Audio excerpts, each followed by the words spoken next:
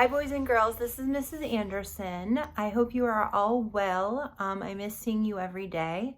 I wanted to wish you a happy St. Patrick's Day and read you one of my favorite St. Patrick's Day stories called That's What Leprechauns Do.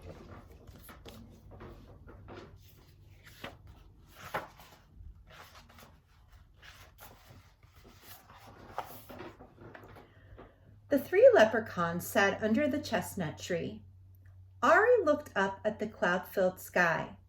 "It's coming," he said, "and there's work to be done."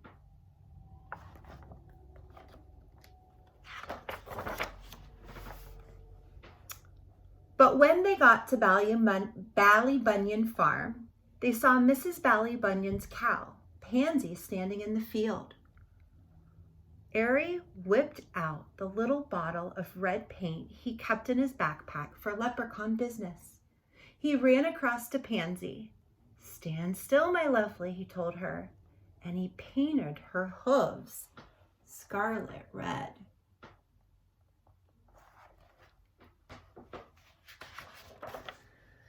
Pansy looked down. "Pretty," she said. "Imagine Mrs. Ballybunion's face when she comes to milk you," Ari shouted, and he and Boo and Cole rolled over and over in the grass. "She'll think I've been to a dance." Pansy did a couple of small hop and steps to demonstrate. The leprechauns clapped and whistled. "We'd be delighted to join you in a waltz or two," Ari exclaimed. "But we're in a desperate hurry. I thought there was to be no mischief along the way," Boo reminded them.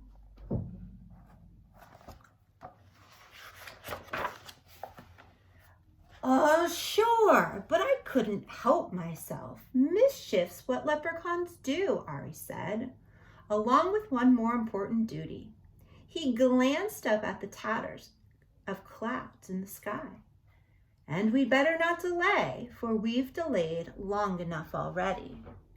But as they were passing old Jamie Bradley's house, they saw Jamie's gray woolen long john spread out to dry on his hawthorn hedge.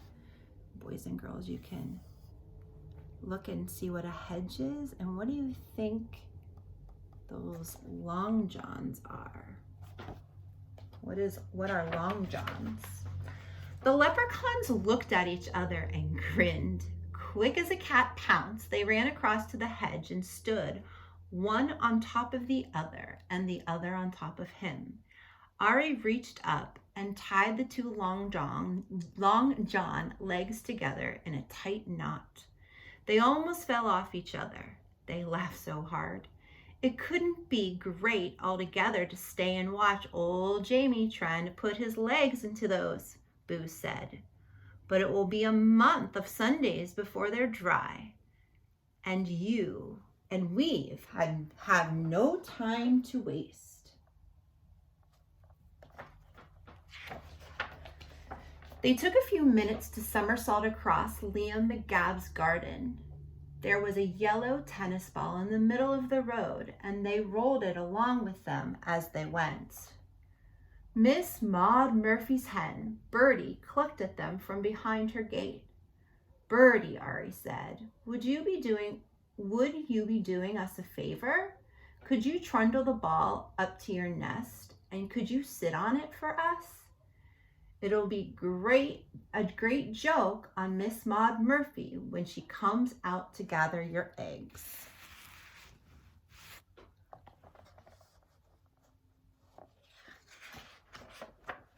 Birdie put her head to one side. "It's not going to be easy sitting on that, but the three of you were so good to me, scaring that fox away from the hen house last night. I'll do it." Cole stretched up and patted her wing. "Thank you, Birdie." They squeezed themselves through the gate and tumbled the ball with them. Then they heaved it up and into Birdie's nest. She gave a trial to sit on it.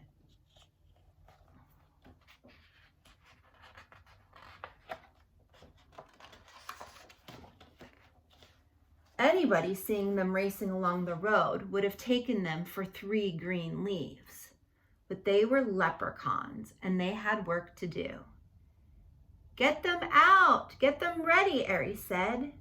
They took their little spades from their backpacks. Then they stopped for a minute to look up at the rainbow, blue and green and yellow and pink, that was arched across half the sky. "There it is," Aries said with satisfaction. "Come on." Can you make a prediction on what the leprechauns are about to do? They dashed across Patty Whacker's bog, found the place there where they kept the pot of gold buried for just such a rainbow occasion, and dug it up. Aries stood in the middle of the bog. "Here," he said.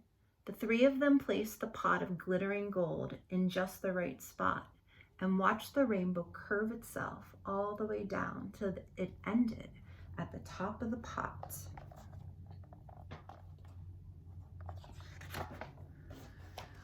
The leprechauns settled themselves to wait. They tootled some grass stalk music through raindrops at each other and ate the rose hips they'd brought for a snack. They walked along, but nobody came. Once again, nobody came. "You'd think somebody would find it," Cole complained. "Somebody will, someday," Aries said. "Maybe we should put up a sign," Bo suggested. "Pot of gold this way." No, Aries said. "That's not how it's done. There's a bit of magic to finding a bit of luck, and a bit of luck, and a bit of imagination too. That gold's waiting for just the right person."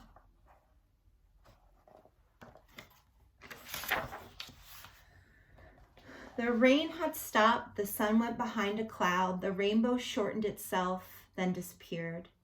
"No use waiting any longer." Cole took off his cap and wrung the wet out of it. "If we hurry, we could be in time to see Miss Maud Murphy discover Birdie's big yellow egg," he said. Boo laughed. Won't that be a great thing to see?" "All right then," Aries said. "We'll put a rush on this." They buried the pot again in its usual place. Aries patted and smoothed down the bog of dirt. "Don't worry, Pot," he whispered. "We'll be back to get you on the next rainbow day. Now we're off again to see what new mischief we can find. For besides our important duties, that's what leprechauns do."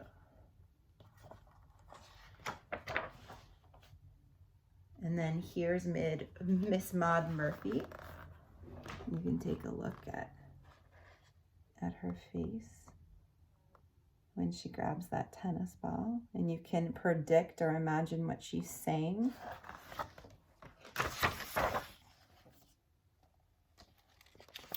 And this is about leprechauns. According to legend, the leprechaun is a tiny elf found only in Ireland. Most leprechauns are shoemakers to the fairies who pay them gold for their work. The leprechauns, or little people, store their gold in pots and often bury one at the end of a rainbow. Since leprechauns love more than anything to play tricks, this may just be another one. The gold at the end of the rainbow has not been discovered yet, but if you find a leprechaun and pick him up, he must tell you where his gold is hidden. That's the leprechaun law. So look for leprechauns in Ireland near clear springs of water, or close to large rock formations, or at the end of a rainbow. Listen for the sound of tiny hammers tapping, or elfin pipes piping, as small voices sing a fairy song. And maybe, just maybe, you'll find the leprechaun's pot of gold. Thanks for listening, boys and girls. You are a great audience. I hope you have a wonderful rest of your day. I will be in touch with you and your parents about learning online in the next few days, and I look forward to seeing you all very soon. Have a good rest of your day. Take care. Bye-bye.